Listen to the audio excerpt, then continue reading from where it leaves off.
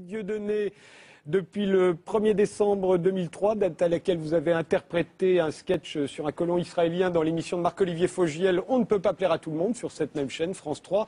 Vous avez été cité plus d'une vingtaine de fois devant les tribunaux pour antisémitisme et incitation à la haine raciale par des associations comme la LICRA, qui est ici représentée, le CRIF ou l'UEJF. Dans la grande majorité des cas, vous avez été relaxé, sauf 2 fois pour diffamation. Et le 27 octobre dernier, vous avez été condamné à 10 000 € d'amende pour avoir remis à Robert Forisson le prix de l'infréquentabilité sur la scène du Zénith. Décision dont vous avez fait appel. J'ajoute que le 26 février dernier, le Conseil d'État vous a confirmé le droit de jouer votre spectacle dans n'importe quelle commune française, invoquant cette liberté fondamentale qu'est la liberté d'expression. Je cite le Conseil d'État. Sur ce sujet, vous vous exprimez longuement dans un livre d'entretien intitulé « Peut-on tout dire ?», qui vient juste de paraître. J'ajoute que votre dernier spectacle s'intitule Sandrine et que vous le jouez à Paris, dans votre théâtre de la Main d'Or et en tournée, et qu'il figure dans le coffret L'Intégrale, comprenant vos 8 spectacles en DVD. Bruno Gassio, vous n'êtes pas humoriste, mais un auteur qui essaie de faire dans le registre drôle, je vous cite. En tant qu'auteur, vous avez longtemps travaillé pour les Guignols de l'Info sur Canal+, et pour Patrick Timsit, et vous voilà co-auteur de Peut-on tout dire avec Dieudonné. Je précise que vous n'y discutez pas ensemble, vous répondez chacun de votre côté aux questions du journaliste Philippe Gavy et de Robert Ménard, le président de Reporters sans frontières, qui était également l'éditeur du livre. À Bruno Gassio et à Dieudonné, puisque Dieudonné et Bruno Gassio, vous êtes associés pour ce livre qui vient de paraître et qui s'intitule Peut-on tout dire. Vous n'y discutez pas ensemble, vous répondez aux questions. Donc quand vous avez découvert le livre, c'est la première fois d'ailleurs qu'on vous voit ensemble depuis la publication, vous avez dû repérer à la fois vos convergences et vos divergences, car vous en avez. Bruno Gassio, vous allez être fatalement associé à Dieudonné avec l'apparition de ce livre. Vos 2 visages trônent sur la couverture. Donc est-ce que vous êtes d'accord avec tout sur Dieudonné ou est-ce que vous avez des divergences? Je suis d'accord. Est-ce que vous souhaitez les exprimer tout de suite? Les divergences, elles sont très très simples. Mes divergences, il a une espèce d'obsession antisioniste que je ne partage pas.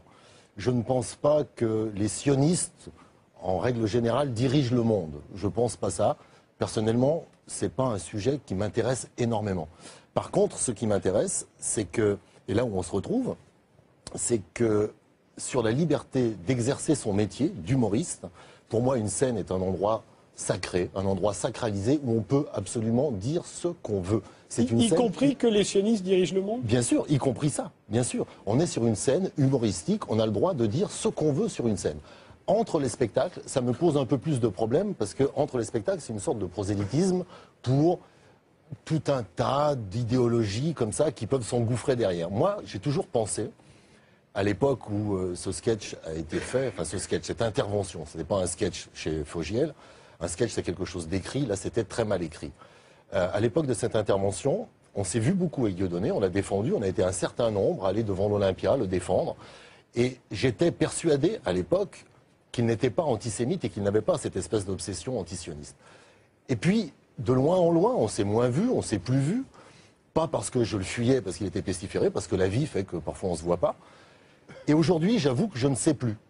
Il y a des choses sur lesquelles je m'interroge. Voilà.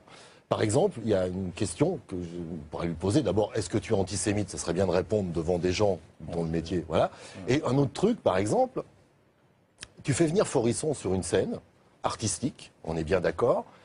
Ce mec est un pestiféré complet, on est bien d'accord. Le fait de l'exhiber, tu sais ce qui va se passer derrière, on est bien d'accord. J'admets que ce soit un geste artistique, j'admets que ce soit une performance. Pourquoi à un moment tu lui donnes un micro? Alors, pour qu'il s'exprime. Ouais, que tu le montres, c'est une chose. Que tu lui donnes un micro, c'est une autre. C'est pas moi qui lui ai donné le micro. Je ne suis pas responsable de lui avoir donné le micro. Quelqu'un lui a donné le micro. L'idée était son infréquentabilité, la mettre en scène.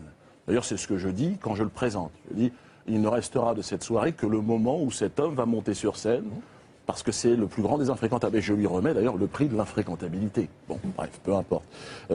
Donc ce micro, effectivement, je ne l'ai pas donné. Effectivement, c'est une personne, il l'a pris, il a donné le micro. C'est pas moi. Ça n'est pas de mon propre chef, on va dire. C'est ta bande, c'est les gens autour? Non, c'est une personne qui a cru intelligent de faire ça. Bon, ça n'a pas mené à nulle part, puisqu'il n'a pas été condamné à quoi que ce soit sur ce qu'il a dit, en tout cas, ce jour-là. C'est moi qui ai été condamné pour une sorte de mise en scène un peu hasardeuse. Moi, je suis venu dans un climat extrêmement de paix, évidemment. Hein. Je pense qu'à un moment donné... Vous parlez de ce soir ou de la scène du Zénith? La scène du Zénith aussi, d'ailleurs. C'est un acte de paix. Je suis un homme de paix. On vous disait tout à l'heure, on me prête d'être dire les sionistes sont dans le monde entier. Non, il y a des endroits évidemment. Oui, mais vous avez repris. Et bon, non, évidemment, il y a des endroits où les sionistes ne sont pas au pouvoir. Et bien évidemment, je ne sais pas si j'ai cette focalisation. Moi, je sais que j'ai été agressé sur le territoire français par je suis un artiste français. Je me suis fait agresser par 4 bonhommes porteurs de passeports israéliens. Ils ont été, on les a neutralisés. Ils ont été en prison, emprisonnés pendant plus d'1 mois, en prison ferme.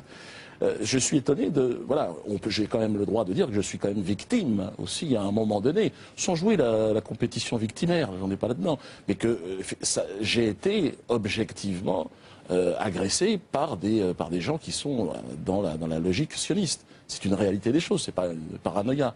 Alors après, je suis sur scène aujourd'hui.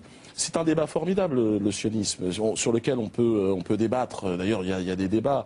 Souvent, je trouve que ce qui manque à la télévision, c'est qu'on n'a pas le point de vue du Hamas, par exemple, ou du Hezbollah ou de l'Iran. Je trouve que ce sont des points de vue qui ont aussi un intérêt dans ce conflit, ne serait-ce que pour la paix. Parce qu'il faut entendre chacun, et je crois qu'on entend malheureusement souvent les mêmes. Mais bon, c'est mon point de vue. Aujourd'hui, je suis là, et je vous le dis, dans une vraie dynamique de paix. Je crois qu'on n'entretient pas la polémique indéfiniment, qu'à un moment donné, ça devient un fonds de commerce, et je n'ai pas du tout envie que ce soit le cas.